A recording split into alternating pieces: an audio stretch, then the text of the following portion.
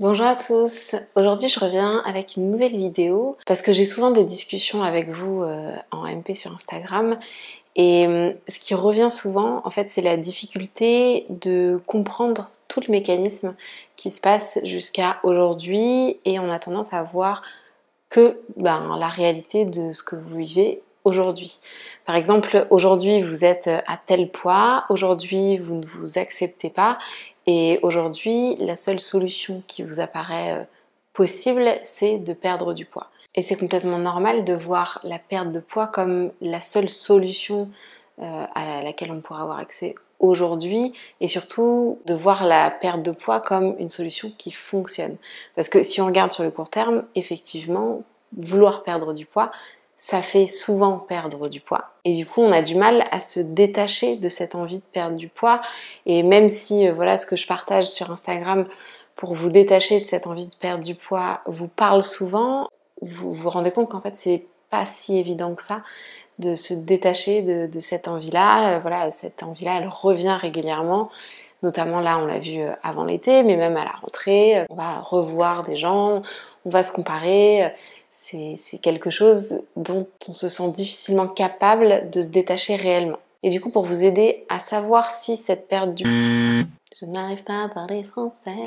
Et du coup, pour vous aider à comprendre si cette perte de poids, elle est bénéfique ou pas pour vous, je vous propose de retourner un tout petit peu en arrière. Alors là, je vais exposer un cas global, général. Évidemment, vous avez peut-être vécu ce que je vais dire là, mais vous avez sûrement aussi vécu d'autres choses.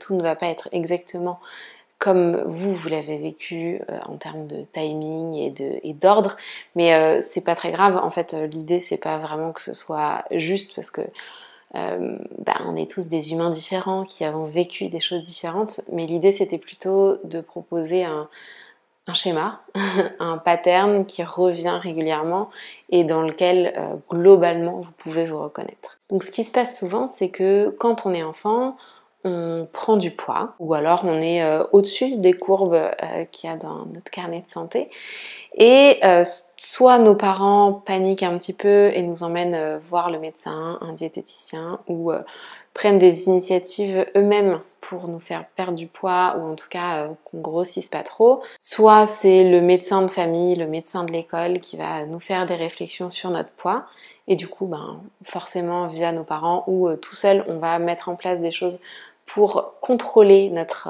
alimentation, pour contrôler notre poids.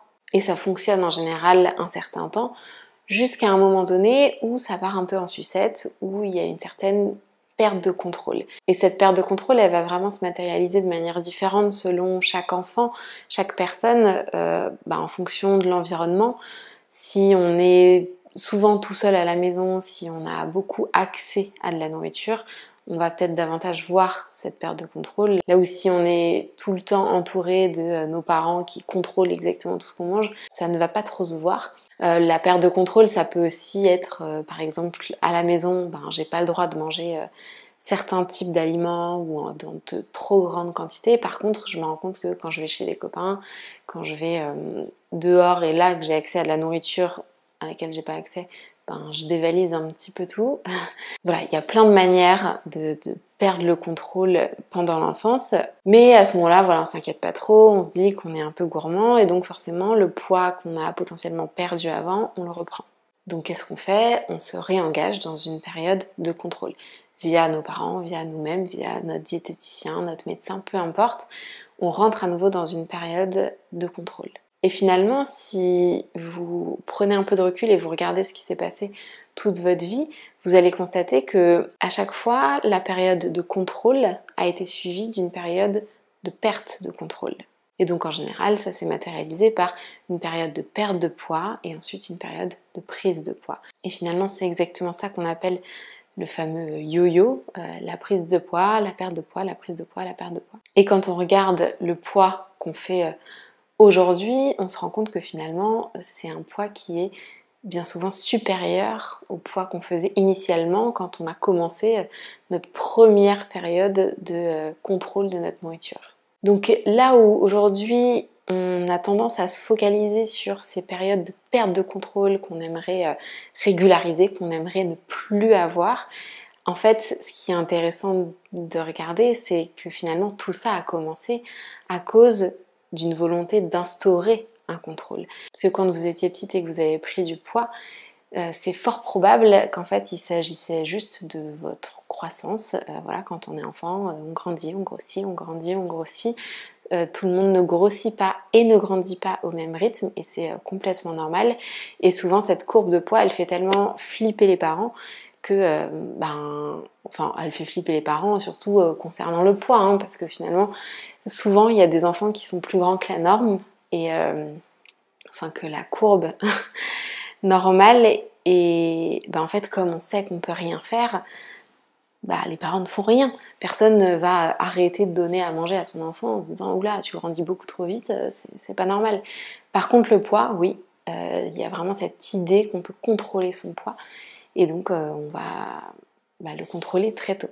Et finalement, sans s'en rendre compte, le contrôle qu'on s'impose à ce moment-là, c'est celui-ci qui va engendrer toutes les périodes de perte de contrôle, cet éloignement de soi, cette non-capacité à se faire confiance, à faire confiance en son corps. Et en fait, on peut se poser la question de si à la base personne ne nous avait rien dit sur notre poids, sur notre alimentation, et si au contraire on nous avait encouragé à nous faire confiance, si on nous avait encouragé à comprendre que il y a plein de morphologies différentes, on n'est pas fait pour avoir tous le même corps comme toutes les autres parties de notre corps. À aucun moment on se dit que nos cheveux devraient être de la même couleur, de la même forme, pareil pour tous les autres éléments de notre corps, mais le poids, si.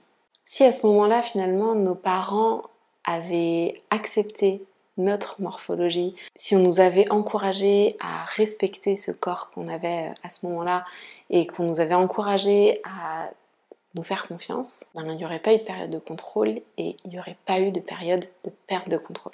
Parce que le corps est fait pour s'autoréguler naturellement si on n'entre pas en conflit avec lui. Et ce qu'on constate chez les personnes qui n'ont jamais eu de période de contrôle, c'est que leur poids est stable tout au long de leur vie. Donc finalement, la croyance qu'on a, c'est que notre ennemi, c'est la perte de contrôle, c'est ça qu'il faut combattre. Alors qu'en réalité, cette perte de contrôle, c'est seulement la conséquence. Et notre réel ennemi, c'est cette panique, cette peur panique de prendre du poids, qui est arrivée pour beaucoup d'entre nous pendant l'enfance, mais qui arrive encore aujourd'hui au quotidien. Et du coup, si on se pose la question, ok, mais c'est quoi la solution ? En fait, la solution, c'est toujours la même. C'est la même qui aurait dû être mise en place pendant votre enfance, c'est-à-dire apprendre à vous faire confiance, vous encourager à vous faire confiance, à faire confiance en votre corps, dans sa capacité de se réguler et accepter sa morphologie, accepter le corps qu'on a aujourd'hui, accepter la diversité des corps et que celui que vous avez aujourd'hui, c'est celui que vous devez avoir pour que justement on ne retombe pas dans ces phases de contrôle qui vont générer des pertes de contrôle. Et cette acceptation, ce lâcher prise sur ces notions-là qui sont très difficiles à mettre en place, elles sont essentielles parce que c'est cette acceptation, c'est ce lâcher prise qui va nous éloigner de ces périodes de contrôle et donc de ces périodes de perte de contrôle. Donc si aujourd'hui vous vous rendez compte que l'ennemi que vous avez en tête, c'est votre poids qui est trop important ou ces périodes de perte de contrôle, je vous encourage à revenir en arrière, à intégrer en fait ce schéma de c'est vrai, qu'est-ce qui s'est passé toutes ces années, quels sont les événements qui se sont enchaînés et comment ça s'est enchaîné, pour vous rappeler que l'ennemi qu'on a en tête, c'est en fait pas celui-ci qui est responsable de tous nos maux aujourd'hui. Et quand vous avez l'impression que contrôler votre alimentation, c'est ça qui va régler tous vos problèmes, rappelez-vous que c'est ce qui a causé le problème initialement. Et donc, ce qui a causé le problème ne peut pas faire partie de la solution aujourd'hui. Peu importe le poids auquel vous êtes aujourd'hui, le mécanisme sera toujours le même, il ne va pas changer parce qu'aujourd'hui vous êtes plus grosse qu'avant. Ça fonctionne toujours de la même façon. Donc voilà, je ne sais pas si vous vous reconnaissez dans cet enchaînement d'expériences.